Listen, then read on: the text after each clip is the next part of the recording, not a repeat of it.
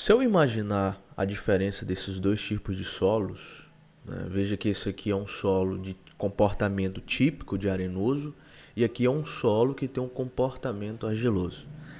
Então dá para ver nitidamente que essa diferença está dentro do que chamamos aí de consistência e plasticidade.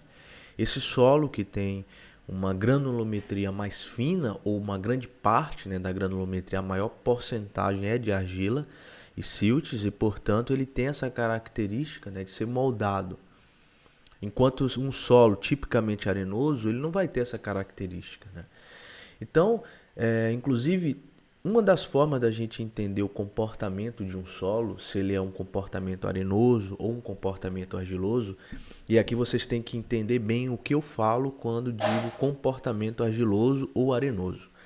Comportamento não quer dizer da granulometria do solo. A gente encontra na natureza solos aí de diversas granulometrias, desde argila, desde uma mistura, né, na verdade, de diversas granulometrias. Então não dá para me dizer que a granulometria do solo é X, porque não há na natureza uma areia pura, né? A gente pode até encontrar em alguns locais específicos, né, como argila pura, areia pura, né? Mas a grande parte dele é uma mistura. Só que o comportamento de solos ele está relacionado à predominância de uma partícula, né, de um tipo de solo ali naquela massa, né? Então veja, nesse caso aqui, que é um comportamento tipicamente arenoso, a gente tem justamente a maior parcela de areias, né? Média, fina, enfim.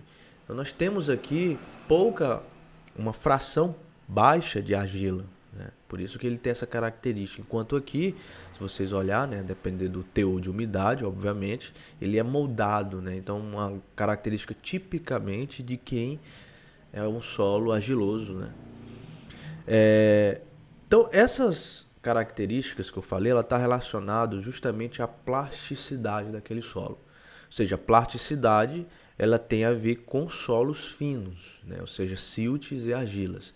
E essa plasticidade depende da quantidade de água do solo. Em outras palavras, depende do teor de umidade daquele solo.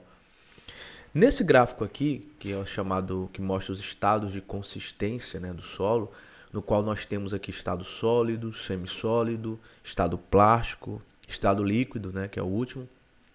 E veja que essa seta aqui em cinza, ela está aumentando o teor de umidade no solo, ou seja, a quantidade de água, né, em um solo. Então, quanto mais para a direita, maior o teor de umidade.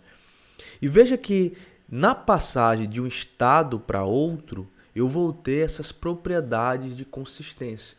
Por exemplo, limite de liquidez, que é muito usado na prática. Então, é a passagem do solo, na verdade, é o teor de umidade, que aqui lembrando é uma umidade, é o teor de umidade no qual o solo passa do estado plástico para o estado líquido.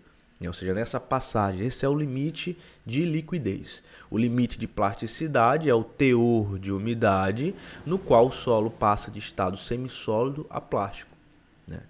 Então, veja que esses dois... Existe também o limite de contração, mas é menos usual na prática, né? Embora a gente use mais de forma conceitual, que é o estado sólido para o semissólido, né? O teor de umidade. Mas enfatizo, pessoal, que todos esses índices, limite de liquidez, limite de plasticidade, eles são teores de umidade, tá bom? Então, ele não é um número adimensional, né, de teor de umidade.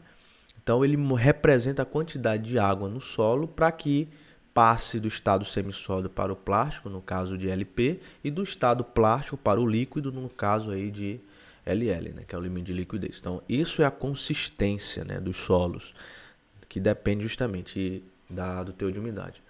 E olha só que interessante. Uma das melhores formas de você pegar um solo, eu estou com dúvida para saber se aquele solo tem um comportamento argiloso. Uma das melhores formas é você entender justamente a consistência daquele solo.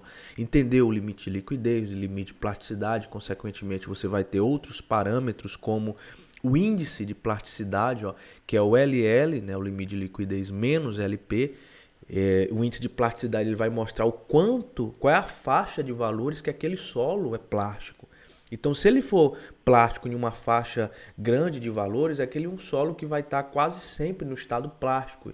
Inclusive, quanto maior o índice de plasticidade, pior é aquele meu solo.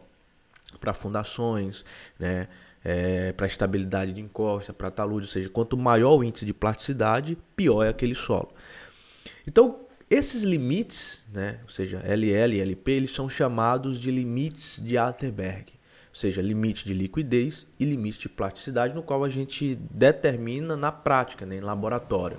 Quais as formas mais usuais? O limite de liquidez ele é determinado por esse aparelhozinho, chamado aparelho de Casagrande. Ele é bem simples, tá? Inclusive vocês encontram vários vídeos, né, mostrando aí como é que ele é feito.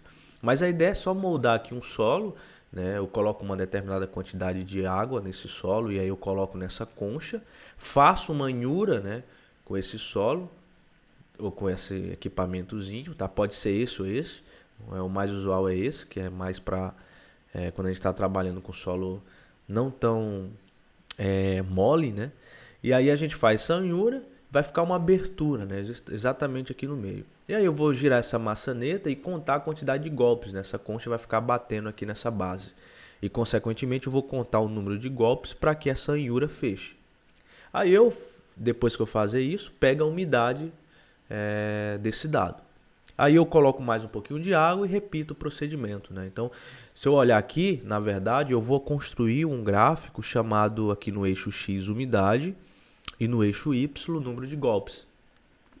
E aí eu vou contando cada dado, né? Por exemplo, imagine que eu coloco uma quantidade de umidade, aí eu conto o número de golpe, deu X. Faço novamente, pego um outro solo, coloco uma umidade ou uma umidade menor, conto o número de golpes. E assim sucessivamente, né? Então eu vou ter essa sequência de dados. E aí eu vou fazer uma regressão linear, né?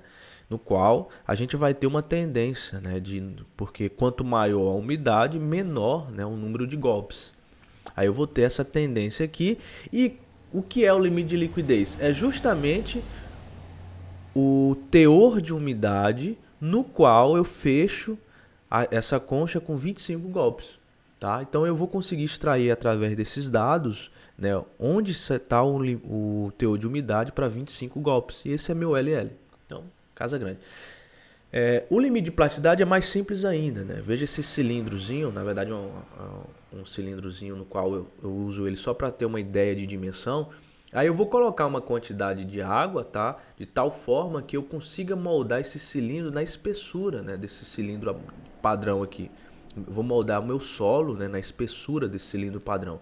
E aí, inclusive, ele é um pouco chato de fazer, porque você tem que encontrar exatamente a umidade de tal forma que quando eu estiver fazendo esse cilindrozinho, né, ele não vai quebrar, não vai romper. Se quebrar, eu tenho que começar de novo, colocar mais água e buscar, né, chegar nesse valor. Então, tem alguns laboratoristas, né, que já são muito experientes e acertam de primeira.